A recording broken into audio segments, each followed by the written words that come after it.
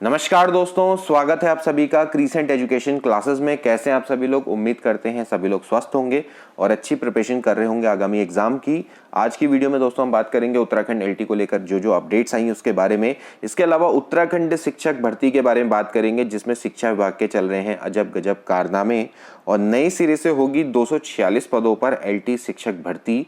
चलिए जानते हैं।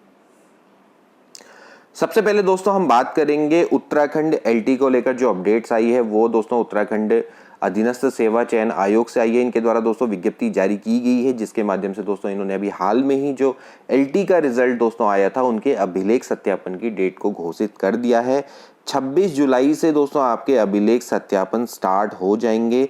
कहाँ होंगे? देहरादून में होंगे, यूके SSC कार्यालय में।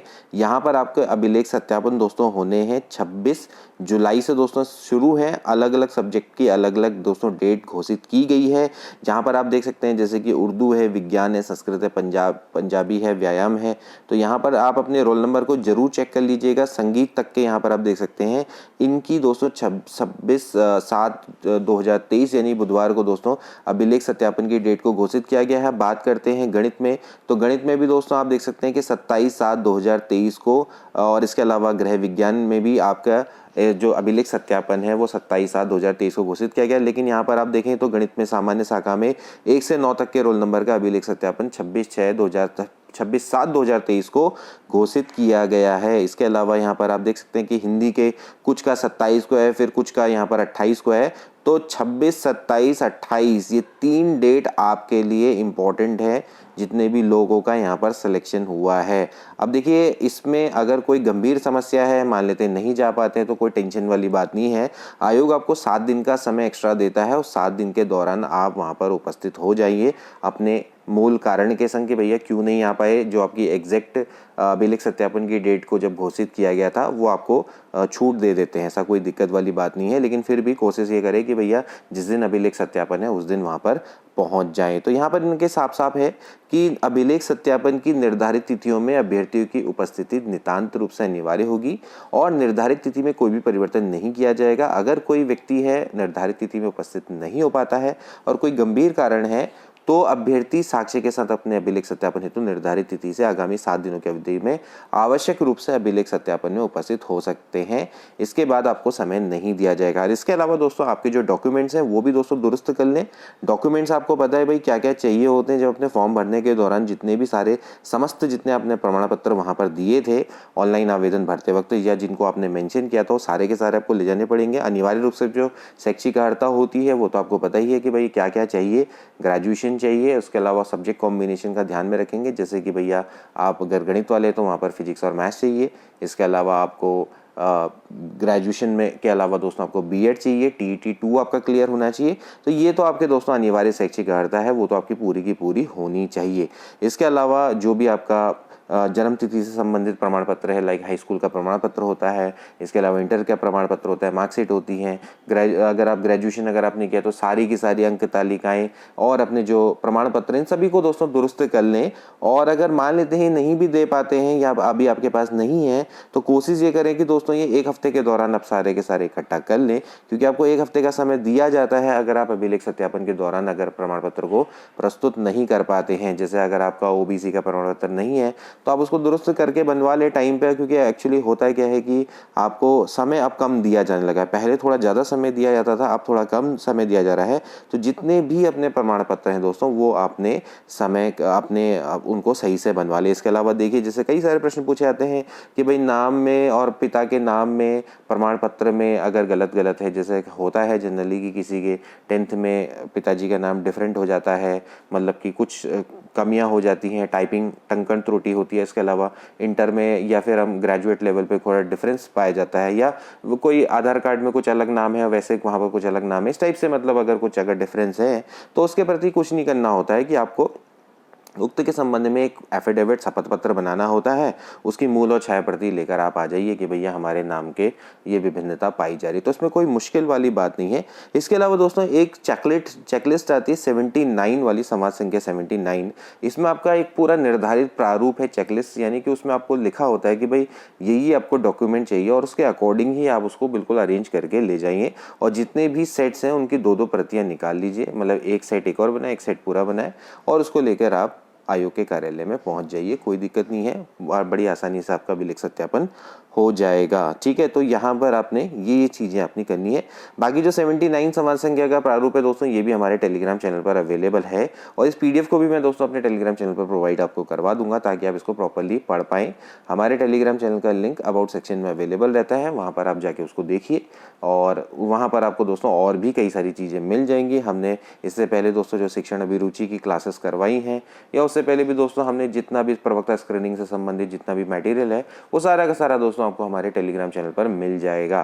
तो हमारा टेलीग्राम चैनल काफ़ी बेनिफिशियल है। इसके अलावा दोस्तों हम और भी कई सारी जो अपडेट्स हैं, हमारी यूट्यूब वीडियोस की जो अपडेट्स हैं वो वहाँ पर हम डालते रहते हैं, तो आप वहाँ पर ज़रूर उस टेलीग्राम चैनल को ज्वाइन कर लीजिए। अब दोस्तों हम बात करेंगे शिक्षक भर्ती की, एलटी शिक्षक भर्ती। हम बात कर रहे हैं कला अध्यापक की भर्ती की। दोस्तों ये नए सिरे से कराएगी अब सरकार। 246 पदों पर दोस्तों ये भर्ती होनी है। अभी दोस्तों हाल में ही बीएड और नॉन बीएड का जो मामला दोस्तों निकल के आया था, काफ़ी समय तक दोस्तों ये मामला न्यायालय में विचाराधीन था और बाद में दोस्तों इस भर्ती को निरस्त कर दिया गया था। अब दोस्तों इसको दोबारा से शुरू करने के लिए केवल और केवल 4 वीक का दोस्तों समय दिया गया है सरकार को। यहाँ पर आप देख सकते हैं इस समय पर दोस्तों ये फिलहाल मामला दोबारा से न्यायालय में इसलिए चल रहा है पुनर्विचार याचिका के माध्यम से। इसमें ये चल रहा है कि फटाफट से इस एग्जाम को दोस्तों दोबारा से कंडक्ट करवाया जाए। जो ऐसे अभ्यर्थी थे जो उस दौरान भर्ती प्रक्रिया के दौरान बीएड नहीं थे लेकिन अब उन्होंने बीएड अगर कर लिया है तो उनको भी दोबारा से मौका दिया जाए। इस तरह की दोस्तों यहाँ पर फिलहाल भर्ती प्रक्रिया में चल रहा है खेल। तो यहाँ पर आप देख सकते हैं कि हाईकोर्ट ने सहायक अध्यापक कला विषय की भर्ती प्रक्रिया शीघ्र कराने के मामले में दायर याचिकाओं पर सुनवाई की और मामले की सुनवाई करते हुए मुख्य न्यायाधीश न्यायमूर्ति विपिन सांघी एवं न्यायाधीश न्यायमूर्ति रविंद्र मैठानी की खंडपीठ ने कला विषय के सहायक अध्यापकों की भर्ती 4 सप्ताह में नए सिरे से कराने के निर्देश राज्य सरकार को दिए हैं। मामले के अनुसार गजेंद्र नाथ सहित अन्य नॉन बीएड के कुछ अभ्यर्थियों द्वारा उच्च न्यायालय में पुनर्विचार याचिका दायर की गई। इसमें कहा गया है कि नई भर्ती प्रक्रिया में उन अभ्यर्थियों को भी शामिल किया जाए जिन अभ्यर्थियों ने वाद लंबित होने के दौरान बीएड की अनिवार्यता पूरी कर ली है। पूर्व में हुई सुनवाई के दौरान उच्च न्यायालय ने कला विषय में 246 पदों पर भर्ती निरस्त कर राज्य सरकार को नए सिरे से भर्ती प्रक्रिया प्रारंभ करने के निर्देश जारी किए थे।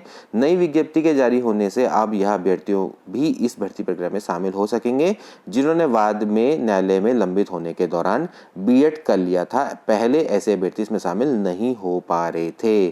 तो यहाँ पर दोस्तों ऐसे अभ्यर्थी हैं जिन लोगों ने इस दौरान अभी तक, क्योंकि क्या चल रहा था भैया, अभी तक केस चल रहा था, तो इस केस को चलते चलते भैया 2 साल तो हो ही गया राउंड। तो यहाँ पर इस दौरान में जिन लोगों ने बीएड कर लिया है तो उन लोगों के लिए भी इस भर्ती में शामिल होने के रास्ता खुल गए हैं।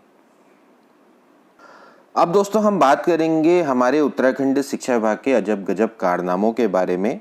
देखिए यूटीटी में बैठने के लिए पात्र नहीं है लेकिन भर्ती के लिए कर दिया अनिवार्य। कहने का मतलब ये है कि जिस भर्ती प्रक्रिया में आप अनिवार्य नहीं है आपको बैठना और वो प्रमाण पत्र आप प्राप्त भी नहीं कर सकते, लेकिन आपको सिलेक्शन के दौरान आपसे वो प्रमाण पत्र मांगा जा रहा है।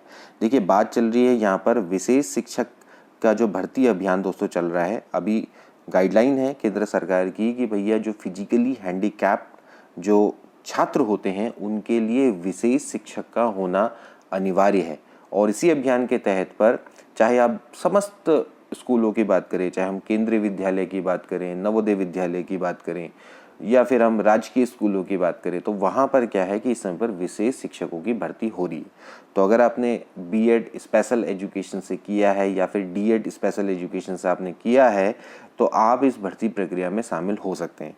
लेकिन उत्तराखंड के जो शिक्षा विभाग हैं उनके अलग ही कारनामे हैं। उन्होंने यहाँ पर यूटीटी मांग लिया है। यूटीटी प्रथम, देखिए यूटीटी प्रथम में होता क्या है कि इसके लिए केवल जो डीएलएड के छात्र होते हैं उनको अनिवार्यता रहती है। डीएलएड के जो छात्र हैं वो ही यूटीटी भर सकते हैं 2018 तक। लेकिन बाद में फिर क्या किया कि जो बीएड के छात्र हैं वो लोग यूटीटी प्रथम भर सकते हैं। देखिए यूटीटी आप सेकंड जरूर भर सकते हैं, जैसा अगर आपको आईटी शिक्षक बनना है, लेकिन प्राइमरी टीचर बनने के लिए यूटीटी प्रथम आपका अनिवार्य होता है। लेकिन प्राइमरी टीचर कौन बनता है? जनरली डीएड वाले बनते हैं, डीएलएड वाले बनते हैं। तो डीएलएड अगर आपने किया हुआ है तो आप भर सकते हैं, लेकिन अगर आपने स्पेशल एजुकेशन से बीएड किया हुआ है तो फिर आप यूटीटी सेकंड जरूर भर सकते हैं, लेकिन यूटीटी प्रथम नहीं भर सकते। अब ये जो भर्ती निकली है वो निकली है प्राइमरी टीचर की। अब प्राइमरी टीचर में जो भर्ती निकली है तो उसके लिए इन्होंने यूटीटी प्रथम को अनिवार्य कर दिया है, और जो बीएड स्पेशल एजुकेशन वाले हैं क्योंकि वो यूटीटी प्रथम नहीं भर सकते हैं और उनसे मांगा जा रहा है कि आप यूटीटी प्रथम का प्रमाण पत्र लेकर आओ। तो ऐसे में दोस्तों ये जो मामला था वो तो कोर्ट में जाना ही था, तो कोर्ट में चला गया है और भर्ती प्रक्रिया लटक गई है। अब इसमें शिक्षा विभाग का ये तर्क है, उनका ये कहना है कि भैया जो एनसीटी की गाइडलाइन है वो ये कहती है कि प्राइमरी टीचर बनने के लिए यूटीटी प्रथम होना अनिवार्य है, और इस कारण से ही हम यूटीटी प्रथम मांग रहे हैं। तो अब यहाँ पर दोस्तों यहाँ पर ये खेल क्या है, फंस गया है। तो ये देखिए यहाँ पर यही है कि उत्तराखंड अध्यापक पात्रता परीक्षा प्रथम में बैठने के लिए बीएड विशेष शिक्षा के अभ्यर्थी पात्र नहीं है, लेकिन प्राइमरी स्कूल में विशेष शिक्षकों की भर्ती के लिए विभाग की ओर से यूटीटी को अनिवार्य किया गया है। अब यही वजह है कि प्रदेश में विशेष शिक्षकों के 380 पदों पर चल रही भर्ती प्रक्रिया लटक गई है। शिक्षा विभाग की ओर से इस साल अप्रैल में सहायक अध्यापक प्राथमिक विशेष शिक्षा के 380 पदों के लिए आवेदन मांगे गए थे और 2 मई 2023 आवेदन जमा करने की अंतिम तिथि भी थी। विभाग ने भर्ती के लिए जो पात्रता रखी उसे स्पष्ट कहा गया कि अभ्यर्थी बीएड विशेष शिक्षा या डीएड विशेष शिक्षा हों, और भर्ती के लिए वे अभ्यर्थी भी पात्र होंगे जिन्होंने आरसीआई से मान्यता प्राप्त समकक्ष डिप्लोमा प्रशिक्षण उपाधि प्राप्त कर ली हो, और अभ्यर्थी ने राज्य केंद्र सरकार की ओर से आयोजित अध्यापक पात्रता परीक्षा प्रथम पास कर ली हो, यानी कि यूटीटी प्रथम होना चाहिए या फिर सीटीटी प्रथम होना चाहिए। अब विभाग की ओर से विशेष शिक्षक भर्ती प्रक्रिया के लिए बीएड विशेष शिक्षा अभ्यर्थियों ने यूटीटी प्रमाण पत्र जब मांगा, जबकि राज्य में वर्ष 2018 के बाद से बीएड विशेष शिक्षा वाले अभ्यर्थी यूटीटी प्रथम में बैठने के पात्र नहीं हैं। ठीक है, तो विभागीय अधिकारियों के मुताबिक कि एनसीटी की जो गाइडलाइन है और उसमें बीएड विशेष शिक्षा के ऐसे अभ्यर्थी जिन्होंने स्नातक में 50% अंक प्राप्त कर लिए हैं वे यूटीटी द्वितीय में बैठ सकते हैं, लेकिन यूटीटी प्रथम में नहीं बैठ सकते। जिस परीक्षा में जो अभ्यर्थी बैठने के लिए पात्र नहीं है, शिक्षक भर्ती में विभाग उनसे उसी परीक्षा का प्रमाण पत्र मांग रहा है, जिससे भर्ती लटक गई। अब देखिए क्या क्या बदलाव हुए हैं यूटीटी के लिए। हमेशा से उत्तराखंड अध्यापक पात्रता परीक्षा में बैठने के लिए समय समय पर अर्थात बदलाव होता रहा है। विभागीय के अधिकारियों के मुताबिक पूर्व में बीएड अभ्यर्थी इस परीक्षा में नहीं बैठ सकते थे, केवल डीएलएड अभ्यर्थी इस परीक्षा के लिए अर्ह थे, लेकिन वर्ष 2018 के बाद बीएड पास अभ्यर्थियों को इस परीक्षा में बैठने की अनुमति दी गई। बीएड विशेष शिक्षा और डीएड विशेष शिक्षा मामले में भी समय समय पर बदलाव होता रहा है, ये इनका कहना है। तो अब ये बंशीधर तिवारी जी क्या कह रहे हैं, वो ये कह रहे हैं कि एनसीटी के प्राथमिक शिक्षा के लिए टीटी को अनिवार्य किया है। सुप्रीम कोर्ट के निर्णय के बाद एनसीईआरटी ने संबंध में दिशा निर्देश जारी किया था। विभाग के पास इस समय मामले में अपील का रास्ता खुला है। इसका मतलब ये है कि ये अपील करने जा रहे हैं कि यूटीटी प्रथम को जो हमने किया है वो सही किया है, मतलब ठीक है। तो लेकिन इसमें तो कायदे से यही होना चाहिए कि भाई जो आपके बीएड स्पेशल जिन्होंने किया है उनको यूटीटी प्रथम की पात्रता से रिलीफ दिया जाना चाहिए, या फिर इनको अपने नियमों में बदलाव करना पड़ेगा। लेकिन फिलहाल दोस्तों ये जो भर्ती प्रक्रिया वो फिलहाल लटक गई है। तो दोस्तों आज की वीडियो के लिए इतना ही, मिलते हैं नेक्स्ट वीडियो में, तब तक के लिए take care and good bye.